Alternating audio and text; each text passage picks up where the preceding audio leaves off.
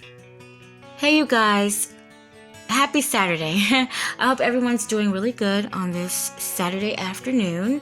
Last night I was looking at a post on Facebook from 2019 and I decided to look more into the story because I spoke about it on 2019 on my channel and I posted it. So I wanted to see if there were any developments because the story was absolutely disgusting. This story right here goes along with some of the sickest ones that I covered on this channel. So just get ready for it, okay? And of course, I have to change the words so that this video will not be removed. So just bear with me. Now, this is out of West Baton Rouge Parish. Officer Shaderick D. Jones. He's either 33 or 42. I don't know how old because in 2019 it was giving him that same age. 33 or 42. So he's one of those ages. He had been on the police force for a little over 3 years. On June 6, 2019, he was going to serve an outstanding warrant. Officer Jones arrived around 3 p.m. in Iberville to arrest Iyeshesa Todd, 26 years old. I believe that is how you pronounce her name, Iyeshesa Todd. Her warrant was because she failed to pay a traffic ticket and then she had a bench warrant.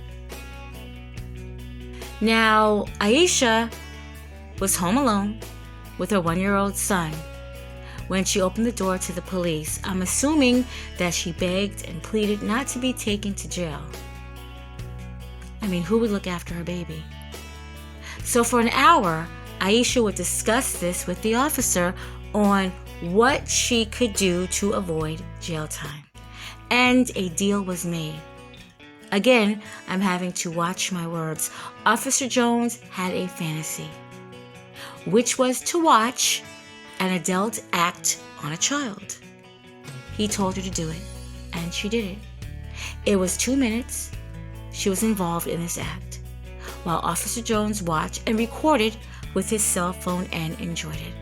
Officer Jones, at that time, had a live-in girlfriend who I will remain nameless in this video. And she was using her tablet. Now, this is all according to the state of Louisiana versus Shaderick D. Jones. A message had came across while the live-in girlfriend was, looking at his tablet. And so she was supposed to send this message to Jones. But instead, she sent it elsewhere. And you wouldn't believe where she sent the message.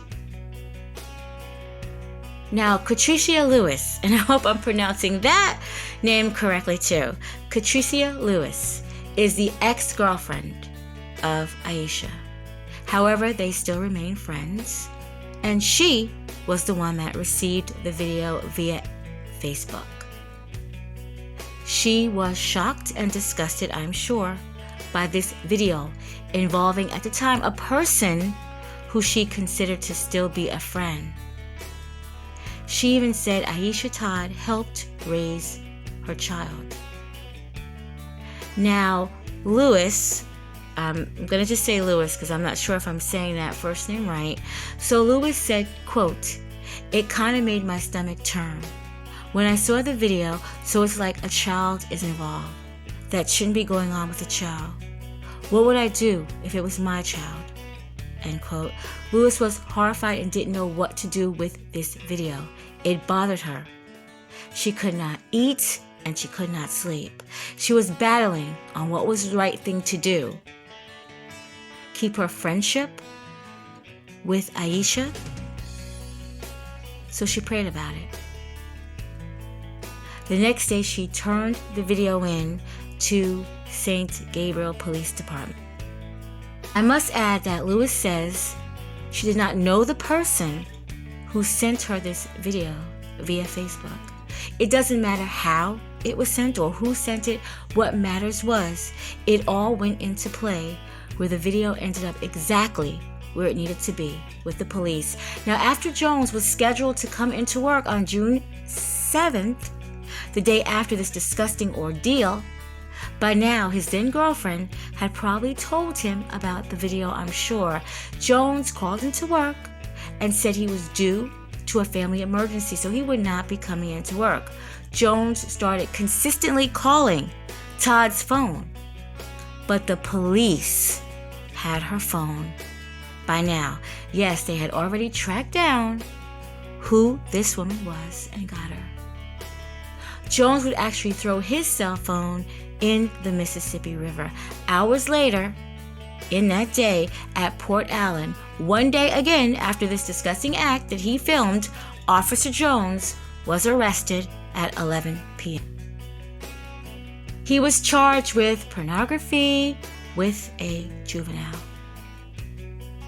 He was also charged with first-degree R, and of course relieved of his duties as a police officer. The public was asked to come forward if they had any run-ins with Jones involving similar activity like this.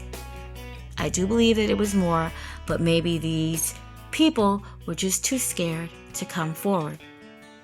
Now, Todd was arrested. Iyeshesa Todd was arrested and charged with first-degree R and incest.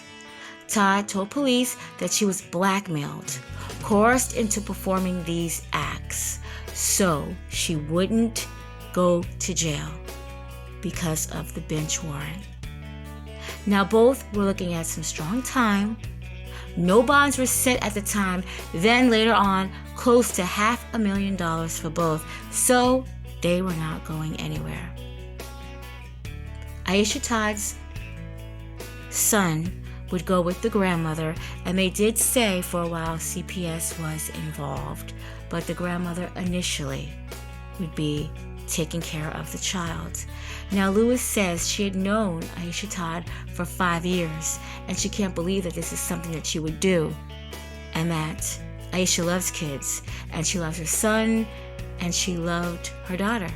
She loved all kids around her, and she didn't see this being her. Now, on a side note, mothers and even fathers, would you have done this? To get out of a bench warrant on a traffic ticket, would you have done this? I can answer, no way in hell. No way in hell. I just could not have done this. I could not have done this and lived with myself. Not at all. Not at all. So a search warrant was issued at the ex-now Officer Jones' home, and he had 2 sex toys, 33 marked and unmarked DVDs, 5 cell phones, 3 tablets, 2 laptops, and an HD TV DVR. Now, it was alleged that other videos of similar incidents were on that phone, but he had already done away with it, so there was no way that they could find out if there were. However, inside his home, he had recordings of other child videos. He was charged with 24 counts of that and 55 counts of SAing on animals. That's right, he liked to watch women SA animals. So this police officer really was a piece of work, a nasty piece of work. So in 2022, Jones had a trial, and jurors had to watch the recording and even watch some of these videos involving women with animals. So in November of 2022, Shaderick Jones was found guilty and sentenced to a century in jail, 90 years on the video, and 10 years for animal video. So what did Iyeshesa Todd get sentenced for? Because she did plead innocent. And I have looked, and I have searched, and I have not found anything. The most that currently is updated publicly is 2022. I haven't seen any sentencing dates or any upcoming trials. I even checked the last jail that she was sent to, Iberville, under the name that she's publicly known by, and there's nobody by that name listed in that jail. I'm not saying that she's in any other jails, but not that jail. So I even checked the sex offenders registry, in that area, because if she is a free woman, I'm sure that she would have to register as a sex offender. And I haven't even seen that. So she could possibly be still in jail and maybe awaiting her court date. It is a possibility because COVID had, threw a lot of court cases back. But if you do know anything about this case and Iyeshesa Todd, please share if you will. Now, there is a video with the mother on it. So I'm guessing that she pled innocent because, she felt that she was blackmailed. And again, I don't.